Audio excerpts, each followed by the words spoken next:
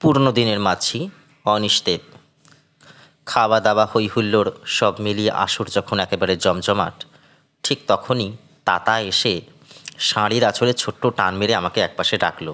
আমি অবাক চোখে ওর দিকে তাকাতেই ও চাপা গলায় বলল, দিদি, রুমকা আসতে পারবে না। পিসিমণি বলল, কদিন ধরেই যেন কি একটা হয়েছে, ঘর ছেড়ে একদম বেরোচ্ছে না, সব সময় জানলা দরজা বন্ধ করে বসে আছে। তাতার কথায় বেশ অবাক হয়ে গেলাম। রুমকা আসবেন না? উচ্চ মাধ্যমিক পরীক্ষায় দারুণ রেজাল্ট করেছি আমি। সেই উপলক্ষে আমাদের বাড়িতে আজ খাওয়া দাওয়া হইচই, আত্মীয় স্বজন বন্ধু বান্ধবরা সব এসেছে, অথচ রুমকা আসবেন না। রুমকা আমাদের আপন কাকা নন, কিন্তু তার চেয়েও বেশি বাবার কীরকম যেন ভাই হন। ওদের বাড়িটা আমাদের খুব কাছেই, মাত্র 3-4 মিনিটের পথ। একটা পুকুর পেরিয়ে যেতে হয়। ছোটবেলায় যখন খেলাধুলা করতাম তখন রুমকাই ছিলেন আমাদের কোচ। কবাডি হোক বা ব্যাডমিন্টন, রুমকা কখনোই পিছিয়ে পড়তেন না। তাছাড়া দেশ বিদেশের কত রকম খেলার কত যে খবর রাখতেন। আমার আর তাতার জন্মদিন নিয়ে মা বা বাপির তেমন উৎসাহ না থাকলেও রুমকা কোথা হতে এসে একেবারে হৈ হৈ কাণ্ড বাঁধিয়ে দিতেন। কখনো আমাদের জন্মদিন ভুলে যাননি। আমার ডাকনাম ঝিনি, কিন্তু রুমকা সবসময় আমায় ঝুনঝুনি বলে ডাকেন। বলেন, ঝুনঝুনির মধ্যে একটা তালের ব্যাপার আছে। আমার আর তাতার স্কুলের পড়াশোনায় রুমকা ছিলেন বিনিমাইনের গৃহশিক্ষক। যখন তখন এসে পড়াতে শুরু করে দিতেন, কিন্তু ওর কাছে পড়তে কখনো আমাদের খারাপ লাগতো না।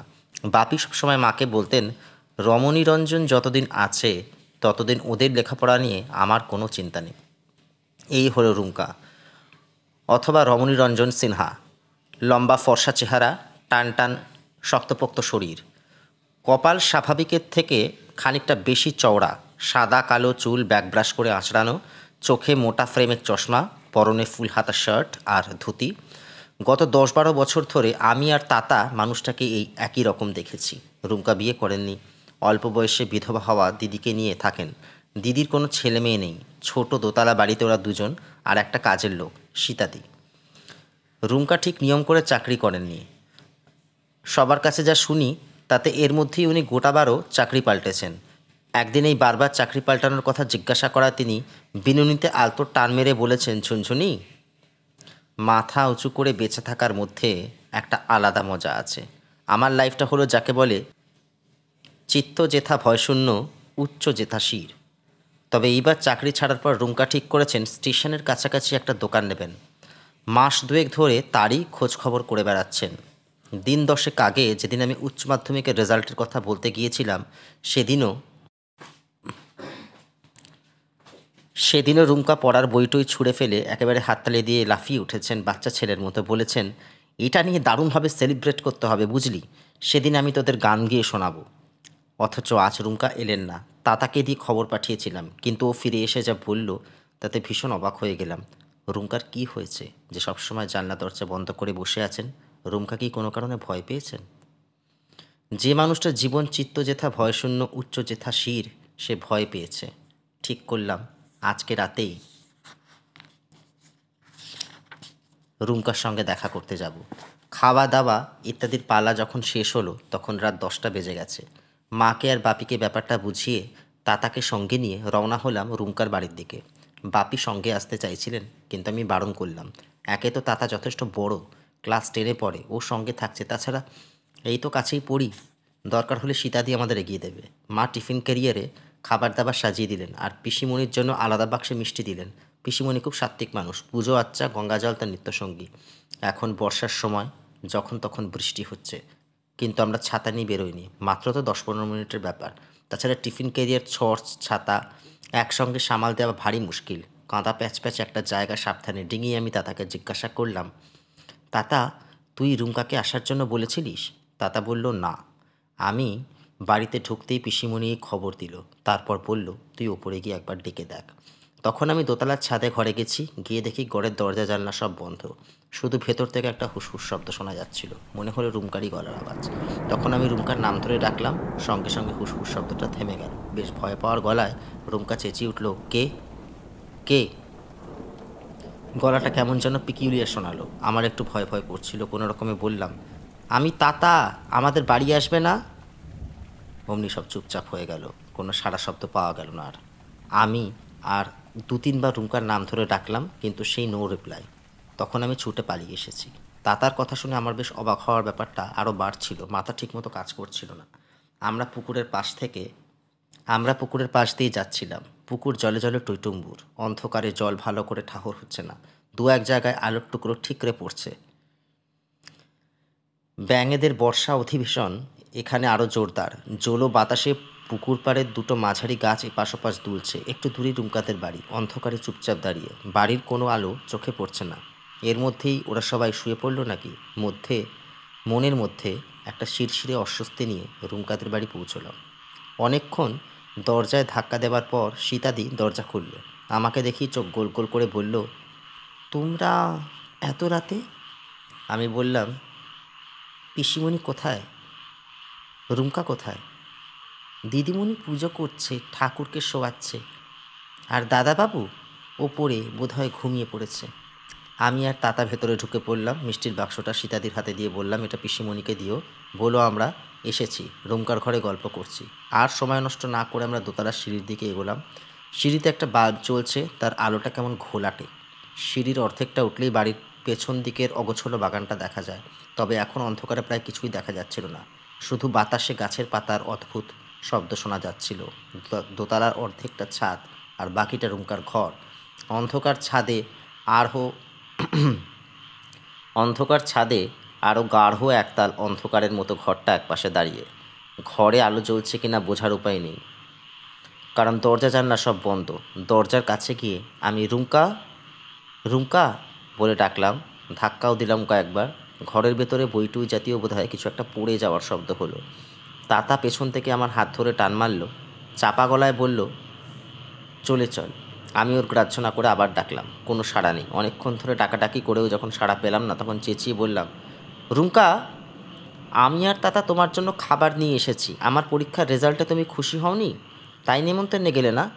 কোনো জবাব এলো না ভেতর থেকে। তাতা আবার আমার হাত ধরে টানলো, কিন্তু আমার কেমন জেদ চেপে গিয়েছিল। চেঁচিয়ে বললাম, তুমি দরজা না খুললে আমরা দুজন সারা দিন এখানে দাঁড়িয়ে থাকবো, বৃষ্টিতে ভিজবো।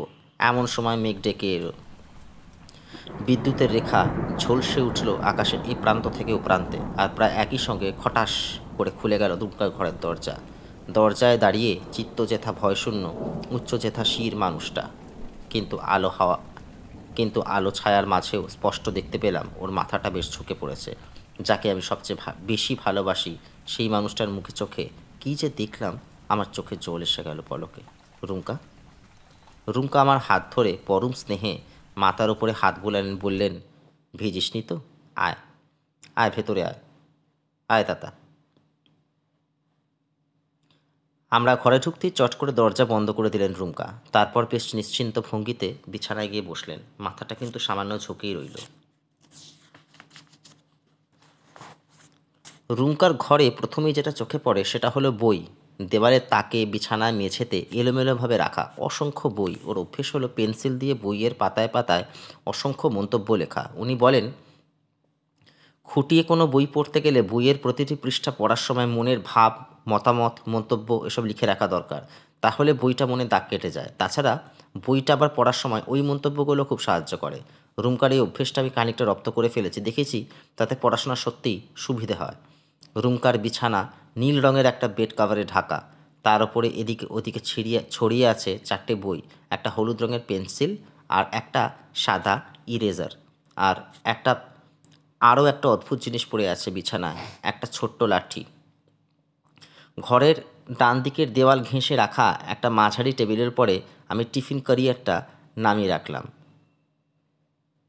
চোখের জল মুছে রুমকাকে দেখলাম ভালো করে। রুমকার সারা শরীরে কেমন এক অবসন্ন ভাব। ফর্সা রং কিছুটা মলিন মনে হলো। কপালে আর চোখের নিচে ভাঁজও যেন অনেক বেশি। পরনের গেঞ্জি পাজামা অন্য দিনের মতো ধোপদুরস্ত নয়। রুমকা আমার দিকে তাকালেন। ওর উজ্জ্বল চোখে কেমন এক ভয়ার্ত আকুল ভাব। আমার বুকের ভেতরটা মুচড়ে উঠল। তাতা কখন যেন আমার হাত আঁকড়ে ধরেছে। বুঝলাম ও ভয় পেয়েছে। এই রুমকাকেও চিনতে পারছে না। আমার কাছেও এই মানুষটা অচেনা। রুমকা বললেন, বস, তোরা বস।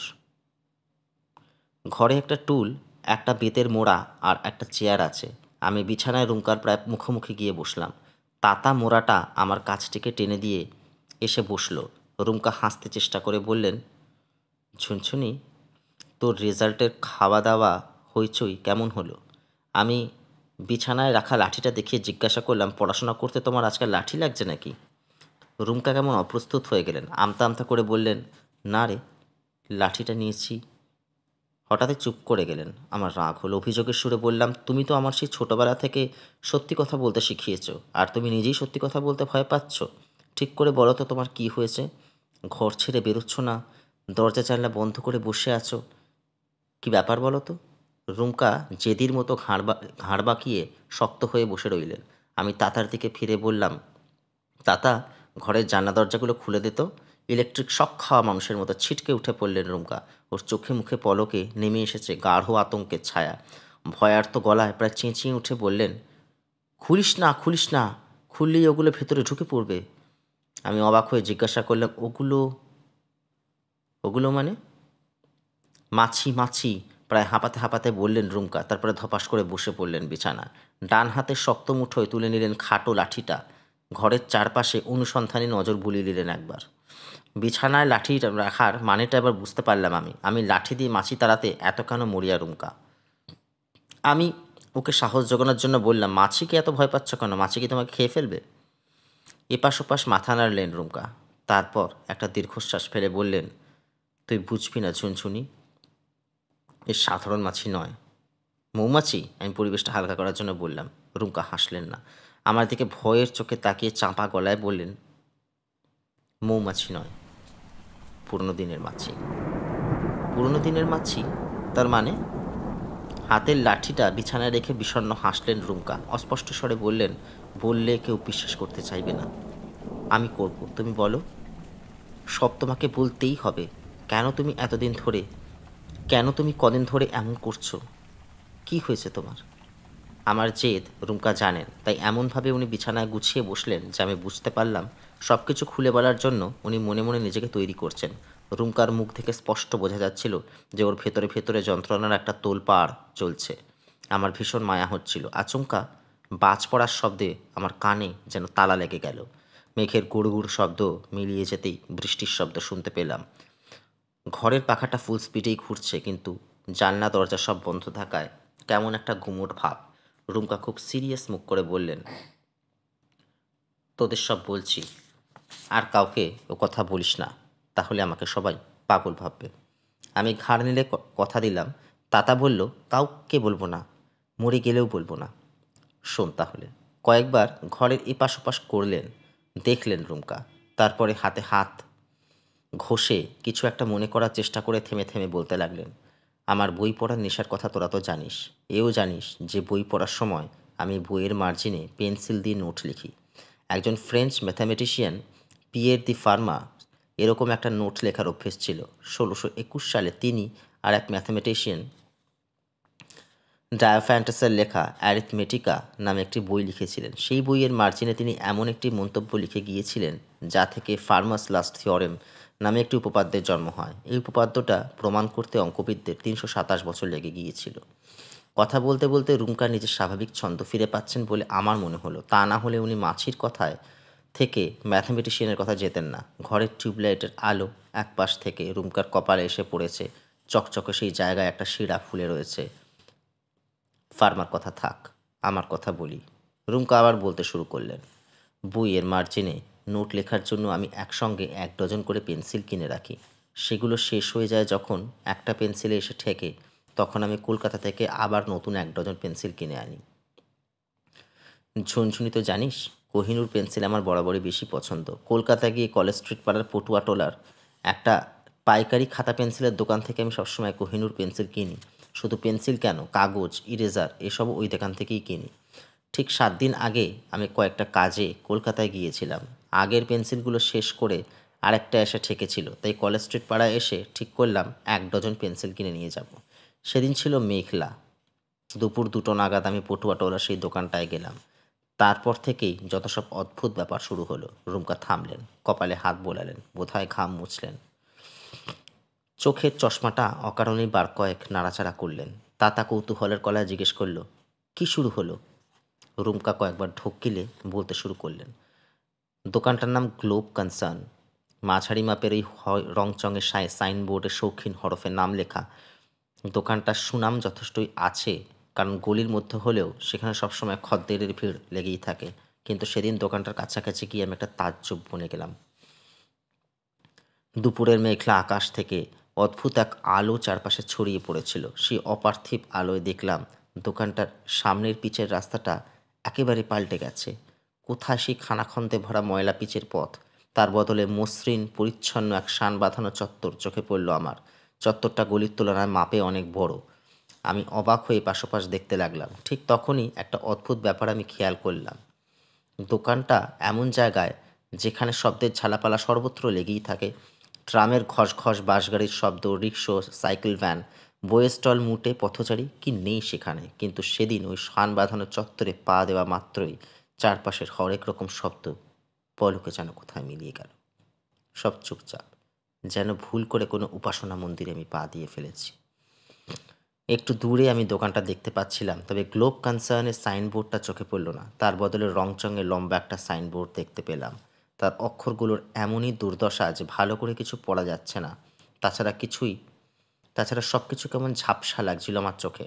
দোকানটার দুপাশে নকশা কাটা দুটো থাম, তাদের গায়ে খোদাই করে কি যেন সব লেখা। তবে ডান দিকের থামে একেবারে শেষ লাইনে 1906 সংখ্যাটা লেখা ছিল, এটা মনে আছে। আমি খানিকটা ইতস্ততভাবে পা ফেলে দোকানে গিয়ে ঢুকলাম। অবাক হয়ে দেখলাম যে দোকানটা খাতা, পেন্সিল, কাগজ এসবের ঠাসা থাকে একেবারে খাঁ খাঁ করছে, আর দোকানটাকেও বেশ অন্যরকম লাগছে। সামনে পালিশ করা কাঠের লম্বা কাউন্টার। কাউন্টারের ওপারে কেউ নেই। দোকানের মালিককে আমি চিনি, মানে মুখ চিনি। বেটে মতো, মাথায় টাক, ধুতি পাঞ্জাবি পরেন, পান খাওয়ার অভ্যেস আছে। তাকে কোথাও দেখলাম না। আর তিনজন সেলসম্যানকে দোকানে বরাবর দেখেছি, তাদেরও পাত্তা নেই। দোকানের ভেতরে যেসব র্যাক দাঁড় করানো আছে সেগুলো খালি। দোকানের পেছনের দিকের দেওয়ালে একটা বড় পেন্ডুলাম ঘড়ি চোখে পড়ল আমার। একটা পেঁচানো তারের সঙ্গে ধাতুর পিণ্ডটা ঝুলছে, আর ঘড়ির সব কলকবচা একটা কাঁচের গ্লোবের মধ্যে বসানো। ফলে বাইরের থেকেই যন্ত্রপাতির নড়াচড়া, কাজকর্ম সব কিছু দেখা যাচ্ছে। ঘড়িটা দেখেই বেশ পুরনো মনে হচ্ছিল। পরে বইপত্র পড়ে জেনেছি ওই ঘড়ি কম করেও 150 বছরের পুরনো। এগুলোকে বলা হতো 400 ডে ক্লক, কারণ একবার দম দিলে এই ঘড়ি 400 দিন চলতো। সেই সময় এই ঘড়িগুলো ইউরোপ আর আমেরিকায় খুব পপুলার ছিল। এত পুরনো পেন্ডুলাম ঘড়ি এই দোকানে কোথা হতে এলো কে জানে। তাছাড়া দোকানেও তো কাউকে দেখতে পাচ্ছি না। বেশ কিছুক্ষণ সময় চুপচাপ দাঁড়িয়ে কেটে গেল। তারপর আমি দুবার কেউ আছেন বলে হাঁক মারলাম। এই নিস্তব্ধ পরিবেশে আমার কথাগুলো কেমন একটা অদ্ভুত ফাঁপা প্রতিধ্বনি তুলল। কিন্তু কোনো সাড়া শব্দ পেলাম না, আর কাউকে দেখতেও পেলাম না। আমি এপাশ ওপাশ নজর চালিয়ে দোকানদারকে খুঁজছি। হঠাৎই দেখি ঢ্যাঙা মতো একজন মানুষ কাউন্টারের ওপাশে আমার মুখোমুখি দাঁড়িয়ে। এই মানুষটা কোথা হতে আচমকা এসে উদয় হলো তা ভুলতে পারবো না। তবে একে আমি কোনো দিন আগে দেখিনি। লোকটি বেশ লম্বা আর রোগা। গাল দুটো বসে গিয়ে দুটো গর্ত তৈরি হয়ে গেছে। তার কপালে অনেক ভাঁজ। মাথার চুল প্রায় নেই বললেই চলে। দু চোখে সুরমা জাতীয় কিছু একটা লাগানো, আর তার জন্য চোখ দুটোকে চেরা গর্ত বলে মনে হচ্ছে। বয়স 70-70 হবে। পরনে ঘিয়ে রঙা সাটিনের ফুল হাতা জামা, তাতে বুকের বাঁ দিক ঘেঁষে বোতামের শাড়ি নেমে গেছে, আর চওড়া পাড় শান্তিপুরি ধুতি বেশ যত্ন করে কোচানো। লোকটির গোটা মুখ আর হাত বেশ ফ্যাকাশে, যেন হোয়াইট ওয়াশ করা। ঠোঁট জোড়া টুকটুকে লাল। সে বিড়বিড় করে কি একটা বলল আমাকে, কিন্তু আমি কিছুই শুনতে পেলাম না। শুধু দেখলাম তার জিভ আর মুখের ভেতরটা ঠোঁটের মতোই টকটকে লাল, যেন এইমাত্র এক বোতল আলতা গিলে এসেছে। লোকটিকে ঘিরে অদ্ভুত এক আবছা কুয়াশা নড়ে চড়ে বেড়াচ্ছিল, আর বর্ষার গুমোটের মধ্যেও আমার একটু শীত করছিল। আমি হতভম্ব চোখে মানুষটাকে দেখছিলাম। লোকটি যেন হাওয়ায় ভেসে আমার দিকে এগিয়ে এলো। আমাদের দুজনের মাঝে শুধুই কাঠের কাউন্টার। লোকটির ঠোঁট নড়ে উঠল আবার। বোধহয় জিজ্ঞাসা করলো কি চাই। আমি ইতস্তত করে 1 ডজন কোহিনূর এইচবি পেন্সিলের কথা বললাম। এমন সময় 2-3 জনের কান্নার শব্দ আমার কানে এলো। কয়েকজন মহিলা দোকানের আড়ালে কোথাও বসে বুক চাপড়ে মরা কান্না কাঁদছে। সে কান্না ভারী অদ্ভুত, কারণ কান্নার একটা টান প্রায় 2-3 মিনিট ধরে চলছে। তার মাঝে দম নেবার জন্য কেউ একটুও থামছে না। কান্নার শব্দের সঙ্গে সঙ্গে খোল করতালের শব্দ হালকাভাবে ভেসে এলো, আর তাই তার সঙ্গে অগুরুর গন্ধও যেন টের পেলাম। বৃদ্ধ দোকানদার পেন্সিল নিয়ে আসার জন্য দোকানের পেছন দিক থেকে কোথায় একটা যেন মিলিয়ে গেল। তখনই দোকানের ভেতর থেকে মেঝেতে কালো কাপড়ে ঢাকা একটা খাঁচা আমার নজরে পড়ল। রুমকার দম নেবার জন্য একটু থামতেই আমি চাপা গলায় জিজ্ঞাসা করলাম, কিসের খাঁচা রুমকা? রুমকা দীর্ঘশ্বাস ফেলে বললেন, জানি না, তবে তার ভেতর একটা কিছু ছিল, কারণ সেটা নড়ছিল, খাঁচার ফাঁক ফোকর দিয়ে বোধহয় মাথা বাড়াচ্ছিল, ফলে কালো কাপড়টা বারবার এদিক ওদিক উঁচু হয়ে উঠছিল। খাঁচার ভেতর থেকে একটা ফোঁস শব্দ, ডানা ঝাপটানোর শব্দ শোনা যাচ্ছিল। কিন্তু আগেই তো বলেছি যে প্রত্যেকটা শব্দ কেমন ফাঁপা, আর তার অদ্ভুত এক প্রতিধ্বনিময় রেশ যেন নেশা ধরিয়ে দিচ্ছিল। একটু পরেই দোকানদার কাউন্টারের কাছে এসে উদয় হলো। তার মুখ আরও বিবর্ণ, আরও ফ্যাকাশে লাগছে। ভাবলে সেন মুখ দেখে বোঝা যায় কান্না টান্নার শব্দ কিন্তু সে মোটেই শুনতে পাচ্ছে না, অথবা শুনতে পেলেও আমল দিচ্ছে না। লক্ষ্য করলাম তাকে ঘিরে এখনও সেই রহস্যময় কুয়াশা, আর সেই সঙ্গে একটা নতুন জিনিসও চোখে পড়ল। 4-5টা ডুমো ডুমো নীল মাছি তার মাথার কাছে ভন ভন করছে, কখনো মুখে চোখে বসে পড়ছে। কিন্তু অদ্ভুত ব্যাপার হলো, লোকটা মোটেই মাছিগুলোকে তাড়াচ্ছে না, ওগুলোর মুখের পরে বসে আছে তো বসেই আছে। লোকটা 1 ডজন পেন্সিল নির্বিকারভাবে এগিয়ে দিল আমার দিকে। আমি টাকা দিতে ঠোঁট বেঁকিয়ে সামান্য হাসল, তারপর এপাশ ওপাশ মাথা নাড়ল, বলল, এই টাকা চলবে না, আপনিই নিয়ে যান। এমনিই নিয়ে যান। না, লোকটার কথা আমি শুনতে পাইনি, তবে ওর ঠোঁট নাড়া দেখেছি, তাই থেকেই হয়তো কথাগুলো আন্দাজ করে নিয়েছি। তা যাই হোক, পেন্সিলগুলো মুঠো করে হাতে নেওয়া মাত্রই আমি ধাক্কা খেলাম। নীল রঙের পেন্সিলগুলো বরফের মতো ঠান্ডা। তাছাড়া কোহিনূর পেন্সিল নীল রঙের হয় বলে কখনো শুনিনি। আমি হঠাৎই ভয় পেয়ে গেলাম। দোকান ছেড়ে রওনা দিলাম চটপট। কয়েক সেকেন্ডের মধ্যে শান বাঁধানো চত্বরটা পেরিয়ে একটা পিচের রাস্তায় পা দিতেই আমার ঘোর কেটে গেল, আর সঙ্গে সঙ্গেই রোজকার চেনা জানা শব্দের ঝড় ঝাঁপিয়ে পড়ল আমার পরে। ভালো করে চেয়ে দেখি আমি বহুদিনকার চেনা রাস্তায় দাঁড়িয়ে আছি। কথার মাঝে একটু ফাঁক পেয়ে তাতা জিজ্ঞেস করলো, পেছন দিকে দাঁড়িয়ে দোকানটাকে দেখতে পেলে না? হ্যাঁ, দেখতে পেয়েছি। রুমকা বিমূঢ়ভাবে মাথা নাড়লেন, তারপর বললেন, সব কিছু আগের মতোই। কোনো শান বাঁধানো কোথাও কোনো চত্বর নেই। পুরনো দোকান, পুরনো সাইনবোর্ড, নকশা কাটা থাম, কিছুই চোখে পড়ল না আমার। যেন গোটা ব্যাপারটাই আমার মনের ভুল। রুমকার শেষ দিকের কথাগুলো বিড়বিড় করে বলছিলেন, কান পেতে বেশ কষ্ট করে শুনতে হচ্ছিল। আমি রুমকার কথায় সায় দিয়ে বলে উঠলাম, ঠিকই ধরেছ তুমি, গোটা ব্যাপারটাই তোমার মনের ভুল।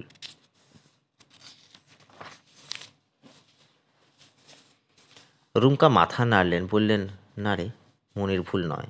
এর অন্তত 2টো প্রমাণ আমার কাছে আছে। কী প্রমাণ? একরোখা গলায় জিজ্ঞাসা করলাম আমি। পেন্সিলগুলো তোরা একবার দেখ, তাহলেই তোরা বুঝতে পারবি খানিকটা। এই বলে রুমকার দেওয়ালের তাকে রাখা 2 থাক বইয়ের ফাঁক দিয়ে একটা নীল রঙের পেন্সিল বের করে আমাদের চোখের সামনে মেলে ধরলেন। পেন্সিলগুলো নতুন, এখনও কাটা হয়নি। রুমকা বললেন, কোম্পানির নামটা পড়ে দেখ। আমি আর তাতা ঝুঁকে পড়ে নামটা দেখলাম, গুপ্ত অ্যান্ড কোম্পানি। এই কোম্পানির পেন্সিলের কথা আমরা কখনো শুনিনি। রুমকা বললেন, ব্রিটিশ আমলে আমাদের ছেলেবেলায় এই পেন্সিল চালু ছিল। গুপ্তদের কারখানা আছে নর্থ ক্যালকাটায়, সিঁথিতে। এই পেন্সিল কমপক্ষে 40 বছর হলো বাজার থেকে উঠে গেছে। এখন এই কোনো দোকানেই পেন্সিল পাওয়ার কথা নয়। তাছাড়া তাছাড়া কি? রুমকা কোনো কথার উত্তর না দিয়ে কয়েকটা কয়েকটা করে পেন্সিল আমার তাতার হাতে দিলেন। ওগুলো ধরা মাত্রই আমরা চমকে উঠে একটা ভয়ের শব্দ করে ফেললাম। ওগুলোর সঙ্গে সঙ্গে ফেলে দিলাম বিছানায়। পেন্সিলগুলো যেন বরফ দিয়ে তৈরি। রুমকা বিড়বিড় করে বললেন, এটাই বলতে চাইছিলাম, সেদিন থেকেই ওই পেন্সিলগুলো একেবারে কনকনে ঠান্ডা। এটাই একটা প্রমাণ, ব্যাপারগুলো আমার মনের ভুল নয়। বুক কাঁপানোর শব্দে মেঘ ডেকে উঠল বাইরে। বৃষ্টির শব্দ যেন কয়েক গুণ বেড়ে গেল। রুমকার টেবিল ঘড়িতে প্রায় রাত 11:15। আমরা বাড়ি ফিরব কী করে কে জানে। মা বাপি নিশ্চয়ই চিন্তা করবেন। কিন্তু রুমকার দিশেহারা মুখের দিকে তাকিয়ে আমি আর কোনো কথা ভাবতে পারছিলাম না। তাতা ফস করে জিজ্ঞেস করলো, আরেকটা প্রমাণ কোনটা? রুমকা নড়ে চড়ে বসলেন, চোখ থেকে চশমাটা খুলে নামিয়ে রাখলেন বিছানা। আঙুল দিয়ে বেশ কয়েকবার চোখ ঘষলেন, নাকের গোড়াটা ম্যাসেজ করলেন। তারপর শূন্য দৃষ্টিতে ঘরের সিলিংয়ের এপাশ ওপাশ তাকিয়ে তাতার প্রশ্নের জবাব দিলেন, ওই মাছিগুলো, ওইগুলোই দ্বিতীয় প্রমাণ যে আমি ভুল দেখিনি সেদিন। আমি আর থাকতে না পেরে বললাম, রুমকা, তুমি নিশ্চয়ই সেদিনের ব্যাপারটা নিয়ে বেশি ভেবেছ। যদি ভুল না দেখে থাকো তবে সেই অদ্ভুত দৃশ্যটার কী মানে হতে পারে? একটা কিছু মানে তো নিশ্চয়ই থাকবে। রুমকা মাথা নেড়লেন একমত হয়ে। চশমাটা চোখে দিয়ে আড়মোড়া ভেঙে একটু অন্যরকমভাবে হাসলেন। বললেন, সেদিনের ব্যাপারটা নিয়ে আমি বোধহয় কম করেও কয়েক হাজারবার ভেবেছি রে ঝুনঝুনি। তাতে যে মানেটা বারবার বেরিয়ে আসতে চাইছে সেটা খুব ভালো নয়। শুনলে তোদের মন খারাপ হয়ে যাবে। আমি জেদি গলায় বললাম, হোক মন খারাপ, তোমাকে বলতেই হবে। তুমি একা একা এরম কষ্ট পাচ্ছ, আমার একটু ভালো লাগছে না। তাহলে শোন, আমার যা মনে হয়েছে বলছি। রুমকা ধীরে ধীরে বলতে শুরু করলেন। আমাদের মহাবিশ্বে যে সময়ের স্রোত, তাতেই কোনো একটা গরমিল হয়ে গিয়েছিল সেদিনের সেই মেঘলা দুপুরে। এই ধরনের ব্যাপারকে অনেকে টাইম স্লিপ বলেন। এই টাইম স্লিপের জন্যই হয়তো সেদিন হঠাৎ করে আমি 1906 সালে স্থাপিত হয়েছে এমন একটা দোকানঘর দেখে ফেলেছিলাম। দোকানটার সব কিছুই অন্তত 50-60 বছরের পুরনো, এমনকি ওই দোকানদার, পেন্সিল, খাঁচা, মাছি সব পুরনো আমলের। সুতরাং বলতে পারিস কোনো এক ঘটনাচক্রে আমি এখনকার সময়ের সঙ্গে পুরনো সময়ের একটা যোগাযোগ হয়ে গিয়েছিল। তাহলে কি বলতে চাও 50-60 বছর আগে ওই দোকানটার জায়গায় ওই রকম একটা ভুতুড়ে দোকান ছিল? আমি প্রথমটায় তাই ভেবেছিলাম। ওদের পাড়ায় গিয়ে খোঁজখবরও করেছিলাম। কেউ কিছু বলতে পারেনি। শুধু এটা জেনেছি যে এখনকার দোকানটা 18 বছরের পুরনো, তার আগে একটা চীনে লন্ড্রি ছিল। আচ্ছা রুমকা, মাছিগুলো ভাবে উঠছিল কেন? এমনিতে তো মরা মানুষের মুখে ওরকম মাছি বসে। সেটাই ভারী অদ্ভুত। রুমকা ধীরে ধীরে মাথা দোলালেন, বললেন, আমার যা মনে হয়েছে সেটা ভালো নয়, তবু তোরা যখন জোর করছিস তখন বলি। আমার ধারণায় দোকানদার ভদ্রলোক ঠিক মানে জীবিত মানুষ ছিলেন না, হয়তো সদ্য মারা গেছেন। দোকানের ভেতর থেকে সেই জন্যই হয়তো কান্নাকাটি আর খোল করতালের শব্দ ভেসে আসছিল, সেই সঙ্গে অগরুর গন্ধ, কুয়াশা, মাছি। সব মিলিয়ে আমার মন বলছে লোকটা সাধারণ মানুষ ছিল না, অন্য কিছু ছিল। তার ঠোঁট আর মুখের ভেতরটা টকটকে লাল ছিল কেন আমি বলতে পারবো না। আর কালো কাপড়ে ঢাকা ওই খাঁচায় কি ছিল তাও আন্দাজ করতে পারিনি। তাই যতটা ব্যাপারটা ভাবি ততই আমার ভয় লাগতে থাকে। সময়ের বিশাল একটা ফারাক পেরিয়ে আমার কিছুক্ষণের জন্য যোগাযোগ হয়েছিল পুরনো সময়ের সাথে। সেখান থেকে কেমন করে জানি না পেন্সিলগুলোর মাছিগুলো চলে এসেছে আমার কাছে। এই দুটো প্রমাণ আমাকে সবসময় ওই মেঘলা দুপুরটার কথা মনে পড়িয়ে দেয়। তাছাড়া তোরা তো জানিস যে কমাস ধরে আমি একটা দোকান খোলার কথা ভাবছি। দোকান খোলার পর আমি থাকবো কাউন্টারের ওপাশে, দোকানের ভেতরে। তখন টাইম স্লিপের দুর্ঘটনায় কোনো আগামী দিনের খদ্দের হয়তো এসে দাঁড়াবে আমার দোকানে, 1 ডজন পেন্সিল চাইবে। তখনই হঠাৎই থেমে গেল মাথার চুলের গোছা হঠাৎই থেমে গিয়ে মাথার চুলের গোছা চেপে ধরলেন রুমকা। অদ্ভুত গলায় বললেন, জানিস, যখন আমি এসব ভাবি তখন যেন কেমন পাগল পাগল লাগে। মনে হয় মনে হয় আমি ঝুঁকে পড়ে রুমকার হাত চেপে ধরলাম। টের পেলাম ওর হাত ঘামছে। আমি বললাম, তুমি সব আজগুবি কথা ভুলে যাও তো। তোমার কোনো ভয় নেই, তোমার কিচ্ছু হবে না। রুমকা অবসন্ন গলায় বললেন, ভুলতে হয়তো পারতাম, কিন্তু পারছি না শুধু ওই মাছিগুলোর জন্য। ওরা সুযোগ পেলেই আমার কাছে চলে আসে।